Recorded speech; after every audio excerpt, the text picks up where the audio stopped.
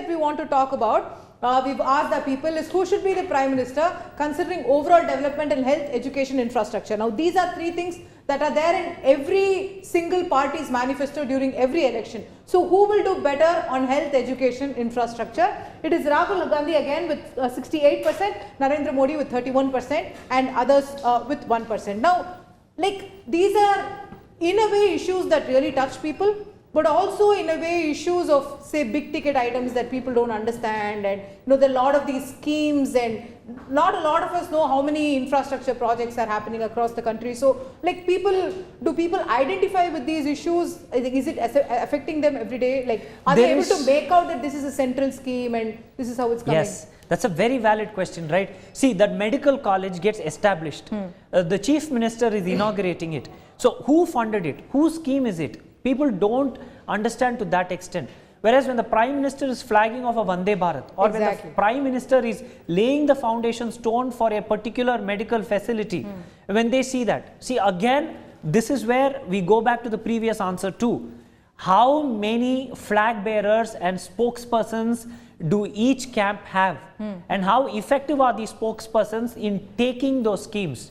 See, in a state like Tamil Nadu, where you've not had the kind of footing in the past, you need 10 times more, whereas the opposition has 10 times more, is what we are witnessing. So people are going... So when it's Vande Bharat, people know that a Modi did it. Yes. But when it comes to maybe a smaller scheme in education or a health where central funding may be there, then people are not aware that this is definitely yes, especially when certain names are something which I'm not used to on a daily practice. It's a Hindi name. Yes, and which I'm not used to on a daily practice, I don't know. Right? That's the whole point. Right. So that's on health, education, infrastructure. The next thing that we ask the people of Tamil Nadu is, who is better for women's safety and development? Now, what did the people of Tamil Nadu say to this? What is the answer? Who should be the Prime Minister for women's safety and development? The women's vote, the always spoken about women's vote, 70% for Rahul Gandhi, 29% for Narendra Modi and 1% for others. In relation to this, I also want to look at the next question before we move ahead to Arun. The next question that we asked is, who should be the Prime Minister for the future of India's youth, for the youngsters? Who is better, the Narendra Modi or Rahul Gandhi? Now, what people answered for who should be better, who should be the Prime Minister for future of India's youth is 72% Rahul Gandhi, 27% Narendra Modi, keeping up with the pattern of this entire survey what people have told us. Now, women and youngsters are always considered to be two big vote banks. Now, how do we read these results? Are these results of, say, the women of the state are favoring Rahul Gandhi, or is it what people perceive to be, like, who is the better leader for women's safety? Women, youth, old, men, everybody has answered both these questions, right? Because it's a mixed respondent survey.